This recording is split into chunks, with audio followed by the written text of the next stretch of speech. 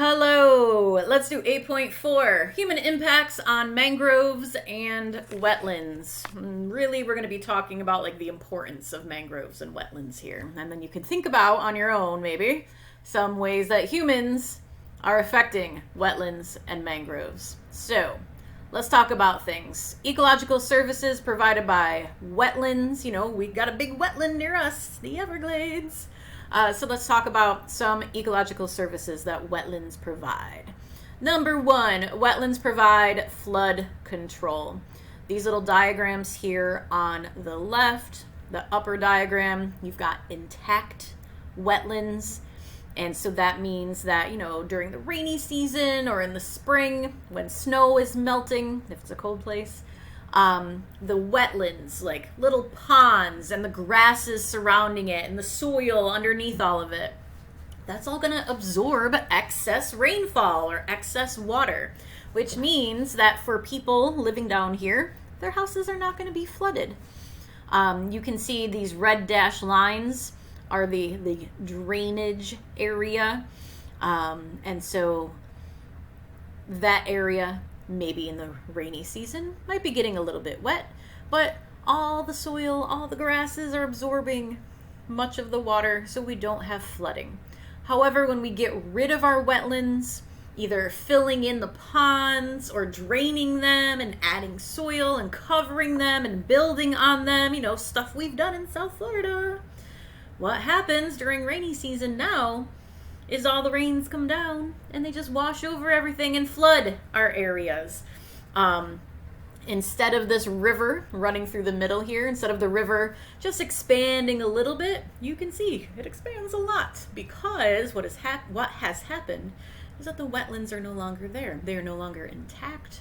So that means the soil is not absorbing the water because the soil is probably gone.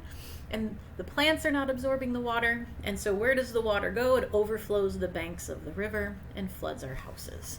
So keeping our wetland ecosystems intact is really, really important for flood control. So that's why doing things like draining the Everglades or building on the Everglades is not such a great idea. I mean, for a multitude of reasons. But one reason is because the Everglades are really good at absorbing a lot of water. Another reason why wetlands are important, actually, I have these listed as two different reasons, but they're basically the same. The plants and their roots are going to stabilize and protect the shoreline. So, you know, we always talk about how plant roots are really good at preventing erosion. I mentioned that with agriculture. Same thing applies. All of the wetland grasses and things like that, all the plant roots are going to act and anchor the soil, so that way if a big storm comes through, the roots of the plants are going to help keep the land and keep the soil in one place, stabilized, protected, whatever you want to say. But it's all the same idea here.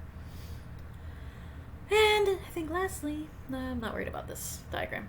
My last major reason why wetlands are important, they provide habitat, which is a supporting ecological service. Habitat for thousands of different species of plants, thousands of different species of birds and fish and amphibians. So wetlands are really, really important for just maintaining diversity. You know, think about all the animals that stop, all the birds that stop in the Everglades as a place to feed or rest while they are migrating from, like, let's say South America to northern parts of North America. And I'm just using the Everglades as an example, obviously, because it's close by. But there's lots of other wetlands, not just the Everglades. So those are your major reasons why wetlands are important. I'm sure that you can think of ways humans are affecting wetlands, whether we're talking about draining them, building on them, polluting them, any of those things. So the other topic here is about mangroves. Same idea. Mangroves do all the same things that wetlands do. Just in case you don't know what a mangrove is, it is a tree. Well, there's a few different species. So we'll say trees, plural. They do tolerate salt, so they can grow in full salt water. They can grow in brackish water, which is a mixture of fresh and salt.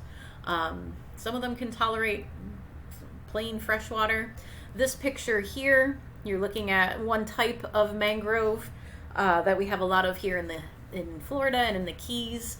This one is called a red mangrove. It gets that name because the roots kind of had that reddish color.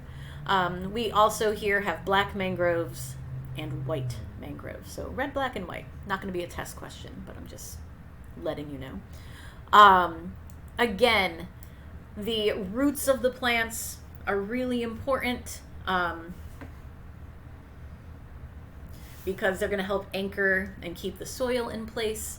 The roots form this magnificent system, you know, lots of little nooks and crannies and places for juvenile fishes to hide.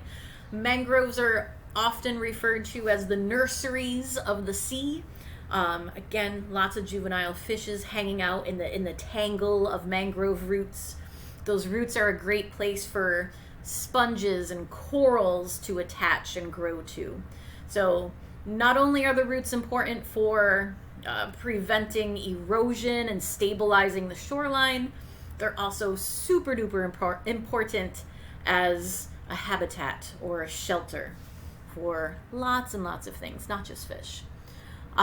So wrapping things up, you know, threats that our mangroves and our wetlands are facing. We've been talking about these things on and off all year long, and it's pretty, I think, fairly straightforward here. But if you have any questions about 8.4, human impact on mangroves and wetlands, you definitely can let me know, and I will be more than happy to answer any questions. Ooh, wait, one video before I before I go. This video here is showing you how the plants, it's supposed to be mangroves, how their roots and their trunks are absorbing the wave activity. So check it out for a second. So you can see big waves coming in, and then the waves dissipate pretty quickly. And then by the time you get to the shoreline, you barely have any wave activity. So, shortest video ever.